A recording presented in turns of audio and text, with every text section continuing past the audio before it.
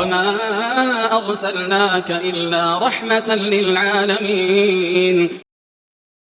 Baik, bismillahirrahmanirrahim. Assalamualaikum warahmatullahi wabarakatuh. Alhamdulillah, wassalulillah, wala hawla wala quwata illa billah. Salatu wassalamu ala rasulillah wa ala alihi wa sahbihi wa mawalah.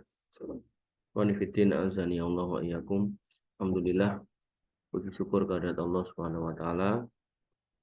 Kita aturkan karena masih diberikan nikmat iman, Islam, ihsan, serta nikmat sehat dan waktu luang, sehingga kita bisa meluangkan diri untuk melanjutkan materi kita.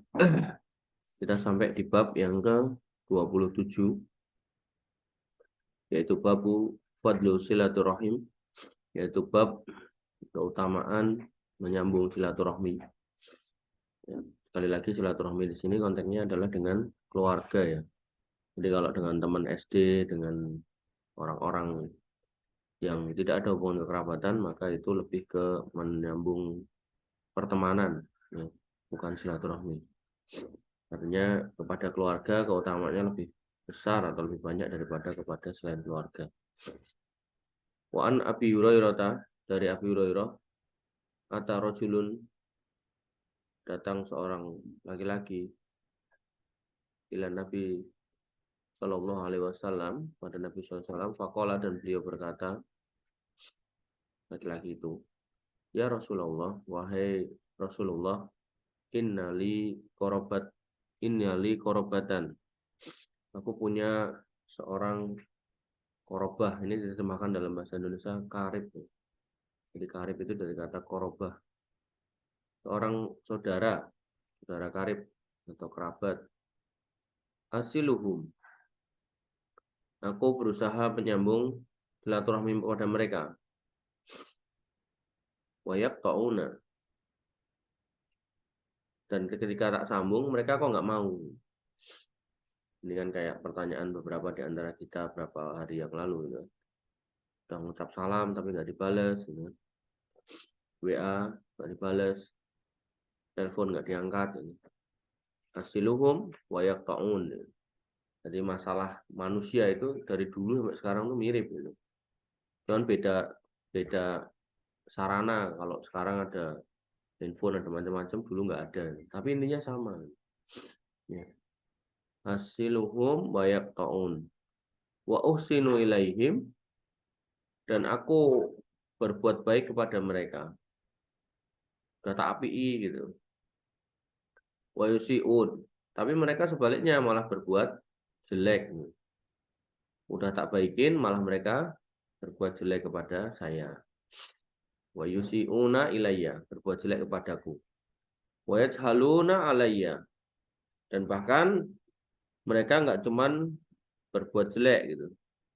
Mereka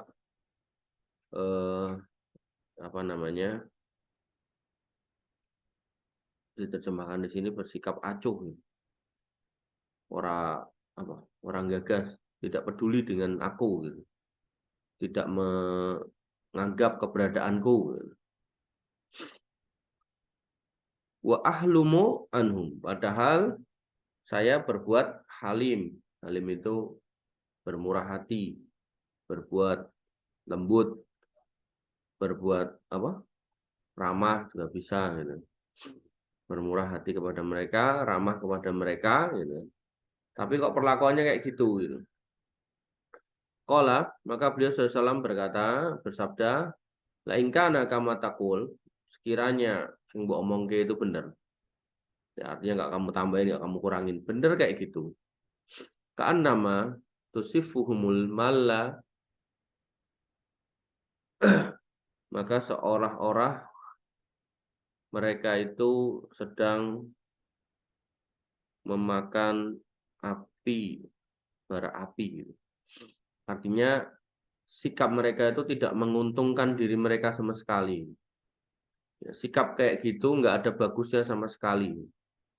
Ya, jadi kalau misal kita sebel sama orang, lalu orangnya udah minta maaf, udah berbuat baik, ya kita nggak boleh kemudian membalas dengan kejelekan. Karena hakikatnya yang rugi kita sendiri. Paham ya? Oke lah, kita nggak mau memulai minta maaf misal gitu.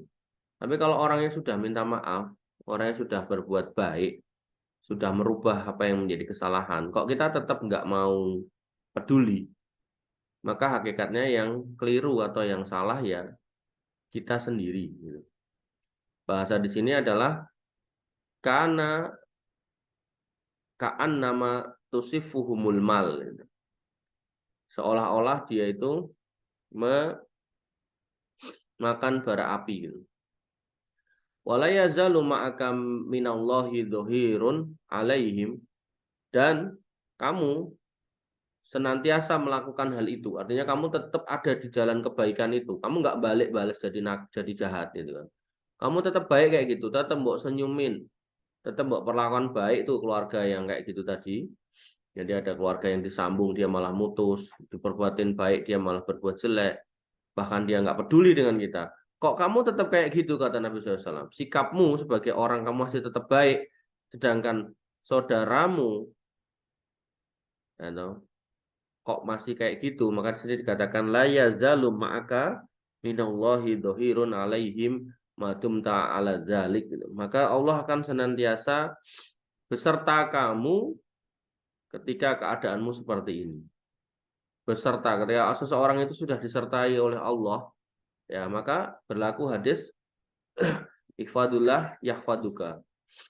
Waalaikumsalam.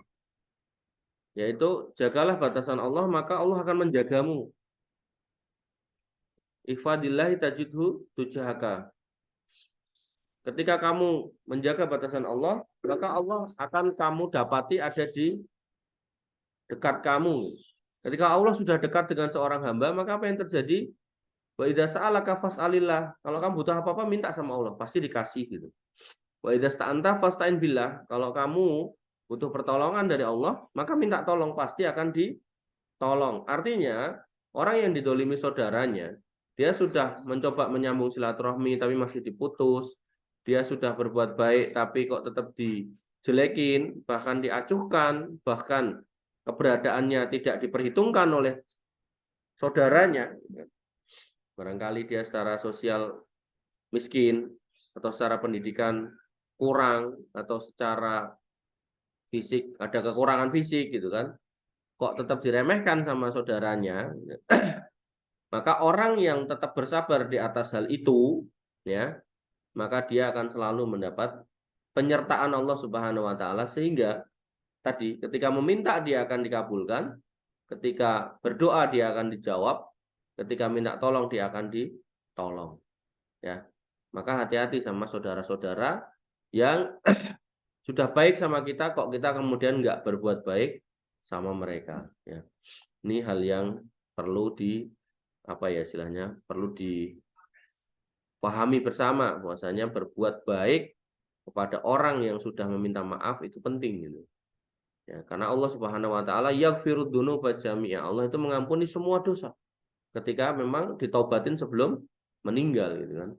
Maka jangan sampai kemudian ketika Allah aja Maha Pengampun kok kemudian kita tidak mengampuni atau tidak memaafkan kesalahan manusia yang mungkin kadarnya itu enggak separah dosa-dosa yang besar gitu.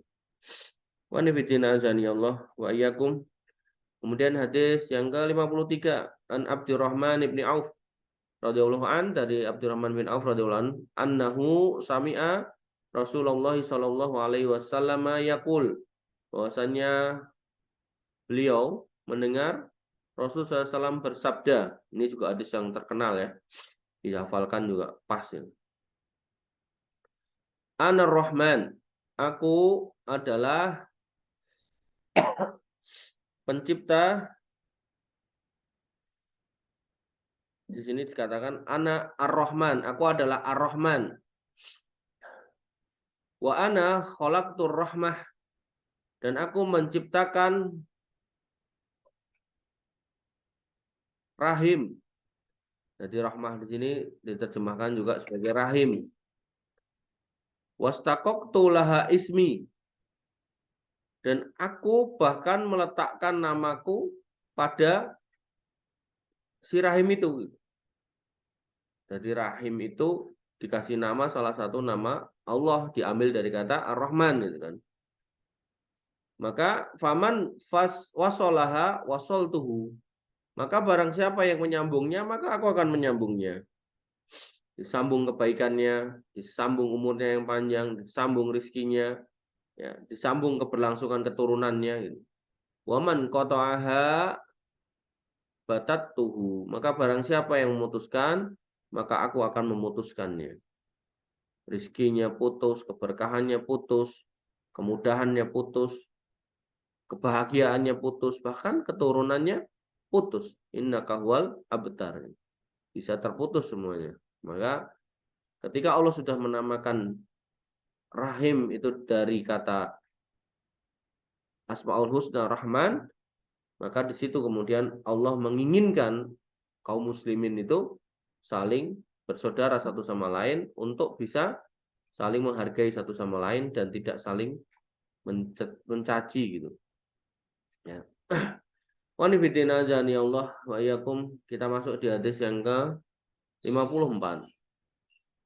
Wa an Abi Anbasi radhiyallahu anhu qala, dari Abi Anbas beliau berkata radhiyallahu an, dakhaltu ala Abdullah ibn Amr fil wahdi.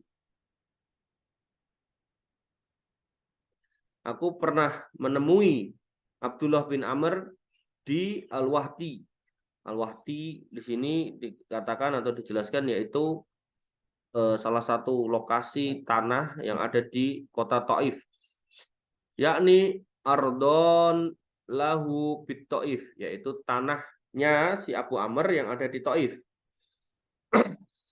Faqala, maka beliau Abu Amr berkata, atau falana Nabiyu sallallahu alaihi wasallam isba'ahu faqala. Rasul sallallahu alaihi wasallam menyambung jari jemarinya kayak gini nih. Kemudian bersabda, ar-rahimu sujnatun minar rahman. Rahim itu berasal dari Ar-Rahman, yaitu Allah Subhanahu wa taala. Ar-Rahman ini termasuk Asmaul Husna. Dan Allah itu juga Asmaul Husna, kata Allah itu Asmaul Husna, tapi Al-A'dham, yang paling besar. Sehingga kita menyebut Rabb kita, Tuhan kita itu dengan nama yang paling agungnya yaitu Allah. Lalu kemudian ada Asmaul Husna yang lain. Nah, Ar-Rahman ini adalah salah satu di antara Asmaul Husna. Pernah kita jelaskan bedanya Ar-Rahman sama Ar-Rahim. Ya, ketika kita ngomongkan Ar-Rahim, maka ini adalah rahmat Allah untuk kaum muslimin nanti di akhirat. Ya. Kepada orang-orang yang beriman, Allah akan memasukkan mereka ke dalam surga. Orang kafir, ya, walaupun amalnya banyak, walaupun dia baik banget di dunia, ya, walaupun dia dermawan banget, maka tidak ada rahmat Allah untuk mereka di akhirat. Nah, mereka sama sekali nggak akan mendapatkan rahmat Allah. Mereka pasti akan masuk neraka. Adapun orang beriman, maka mereka akan mendapat rahmat Allah di akhirat, yaitu dimasukkan ke dalam surga, diampuni dosa-dosanya, mendapatkan syafaat dari Nabi Muhammad SAW, tentu dengan syarat dan ketentuan yang dipenuhi. Adapun Ar-Rahman ini adalah rahmat atau kasih sayang Allah Subhanahu wa taala kepada semua makhluk. Kepada semua makhluk, hatta kepada orang kafir. Ya, maka kita dapati orang-orang non-muslim ya mendapatkan bagian dari dunia. Karena Allah sudah berjanji kalau kamu buat baik wahai orang kafir, maka Allah akan balas di dunia. Ya, makanya kalau kamu lihat orang-orang non-muslim yang kaya-kaya, yang dunianya ada, kemungkinan mereka orangnya baik-baik. Kemungkinan mereka orangnya baik-baik. Ya, ramah-ramah, mungkin dermawan, mungkin loyal gitu kan. Tapi ya, mereka nggak akan mendapatkan bagian di akhirat. Makanya Allah Subhanahu wa taala disebut sebagai Ar-Rahman gitu kan. Bahkan dalam satu hadis dikatakan kalau ya Allah itu saking Ar-Rahmannya, maka orang kafir pun dikasih minum di dunia. Kalau Allah berkehendak bisa saja mereka nggak dikasih apa-apa. Tapi memang itulah yang Allah kehendaki agar di situ ada hikmah, yaitu apa? Liyabluwakum ayyukum ahsanu amala. Allah pengen tahu nih di antara kalian orang beriman mana yang amalnya paling baik. Amal apa? Sebagai laki-laki ya kamu harus kerja gitu kan. Nah, itu juga amal gitu kan. harus berusaha. Kalau orang asal beriman terus dikasih semuanya gitu kan, nanti orang insya Allah tak jadi Islam aja lah. Gitu. Nggak ada perjuangan untuk menggapai keimanan. Gitu. Nggak ada perjuangan untuk mempertahankan keimanan. Gitu. Maka Allah pengen melihat orang-orang mana yang tulus dalam beriman, mana yang munafik, bahkan mana yang kafir. Gitu. Maka pentingnya tetap menjadi orang-orang beriman itu di situ gitu. Dan teguh di atas keimanan, walaupun ya ada kondisi-kondisi tertentu yang memang kita sedang kesulitan. Karena kita punya harapan dan kita punya pengharapan kalau Allah itu adalah Ar-Rahim yang pasti akan masukkan kita ke dalam surga. Dan ketika seseorang itu sudah masuk ke dalam surga, maka sudah berhentilah kesusahan, kepayahan yang pernah dirasakan di dunia. Rehatnya udah rehat yang selama-lamanya. Healingnya udah healing selama-lamanya. Jadi healingnya orang beriman itu adalah di akhirat. Jadi kalau kita masih di dunia capek, di dunia masih sebel, masih anyel, itu udah wajar. Ya, makanya tadi di hadis sebelumnya tadi kan dikatakan, saya sambung tuh silaturahmi sama saudaraku, tapi dia putus. Saya udah buat baik, tapi dia buat buruk. Bahkan aku nggak dianggap gitu. Maka kata Nabi SAW, tenang. Kalau kamu kayak gitu, Allah akan bersama dengan kamu. Nah gitu. Ya. Maka seorang beriman pegangannya kalau sedang ada masalah dan nggak berhenti-berhenti masalah, maka kita mengatakan hasbunallah wa ni'mal wakil. Kita cukupkan Allah sebagai yang membersamai kita gitu. Ni'mal maula wa ni'man nasir. Allah itu adalah sebaik-baik maula gitu, sebaik-baik orang sebaik-baik yang akan menolong kita, sebaik-baik penolong kita. Dan sebaik-baik yang memiliki kita, yang menguasai kita gitu. Ya. Hasbunallah wa ni'mal wakil, ni'mal maula wa ni'man nasir. Kita serahkan semua kepada Allah. Jadi nggak usah kemudian kita berkeluh kesah. Gitu. Ya, berkeluh kesah yang nanti akhirnya dibisiki oleh syaitan untuk menghujat Allah Subhanahu wa taala. Ya, kita lanjutkan. Waman yasilha yasilhu. Barang siapa yang menyambung itu si rahim tadi, maka Allah akan menyambungnya, menyambung rizkinya, menyambung rahmatnya, menyambung keturunannya, menyambung umurnya, apapun yang baik-baik akan disambung gitu. Waman yaqta'ha yaqta'hu. Barang siapa yang memutus si rahim, maka Allah akan memutusnya, memutuskan kesehatannya, memutuskan rizkinya, ya. Laha lisanun tolkun zalkun yaumal qiyamah, di mana si rahim ini akan memiliki lidah yang fasih, ya, tolkun, zalkun, yang lancar dalam ngomong pada hari kiamat, yang dia akan bercerita tentang apa yang diperlakukan, apa yang dilakukan oleh manusia kepada dirinya. Jadi kalau kemudian kita berbuat jelek dalam masalah silaturahmi, maka dia akan menjadi saksi kalau kita ini termasuk orang yang memutus atau menyambung silaturahmi. Maka kita harus berhati-hati. Manifidina azani Allah wa iyyakum. Wa an Aisyah radhiyallahu anha anna Rasulullah SAW qala, dari Aisyah radhiyallahu anha bahwasanya Rasul sallallahu alaihi wasallam bersabda, ar-rahimu sajnatun. Rahim itu berasal dari sajnatum minallah, berasal dari nama Allah yaitu Ar-Rahman yang tadi sudah disebutkan di depan. Man wasolaha wasolahullah, barang siapa yang menyambungnya, maka Allah Subhanahu wa taala akan menyambungnya juga. Wa man qata'aha qata'ahullah. Maka barang siapa memutuskannya, maka Allah Subhanahu wa taala juga akan memutuskannya.